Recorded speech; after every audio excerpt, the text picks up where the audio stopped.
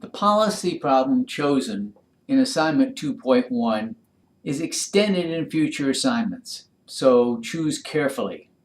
I developed a few elaborations of the process in the text, which I share with you in these slides. I have listed on this slide some of the questions I ask myself when I begin one of these processes. I found this general outline to be a useful starting point. To illustrate the process, I will use a hypothetical example of a national threat warning system. No such proposal exists, to the best of my knowledge. Focus on general rather than specific problems. Problems common to natural disasters, terrorist actions, and problems arising from general neglect or incompetence, such as the lead contamination in the Flint, Michigan water supply, all fall within the big tent that general descriptions provide.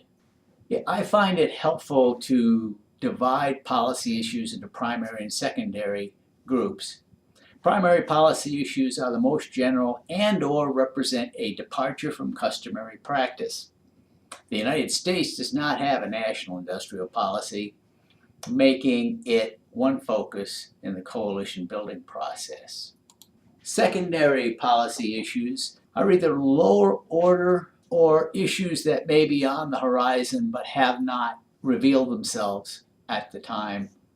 If a warning system relied on electronic devices manufactured in other countries, might that leave the security of the United States dependent on foreign sources? I find it helpful to summarize my concerns so that I have a concise and ready answer to questions like who should be doing what and why? Where does the responsibility lie? As you learned last semester, knowing your audience is critical. Your concern is just that, yours.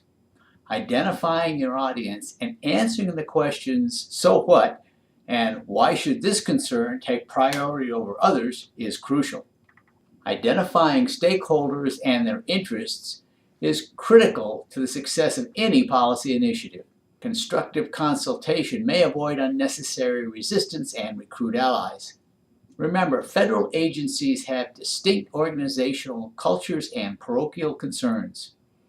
If you do not carefully navigate the agency environment, administrative resistance may derail the policy initiative. There are usually some principles about which there is general agreement. Leveraging these to build the policy initiative support coalition is a critical step. Any initiative engenders disagreements. State and local governments might fear another unfunded mandate. Balancing the need to notify people effectively with concerns that might include causing a heart attack, inducing widespread panic, and the impact of occasional false alarms will all be important. Finally, you want to wrap it up for yourself.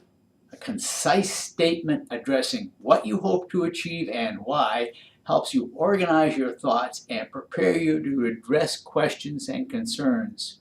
It is also a good foundation for communications and public affairs strategies. As you go into the policy analysis and legislative history portions of your project, you will also find yourself coming back to that concise statement to help you move your project forward. The example I used references the federal government. While the principles are the same, if you choose to explore a nonprofit, NGO, or state and local government policy problem in the next few assignments and are unsure how to apply the principles, please contact me immediately. You can also collaborate with your cohort colleagues, co-workers, and knowledgeable others. Whatever path you take, please remember that you are building the foundation for the next few assignments. It is important to me that you get off on the right foot, so please seek assistance if you have even the smallest concern.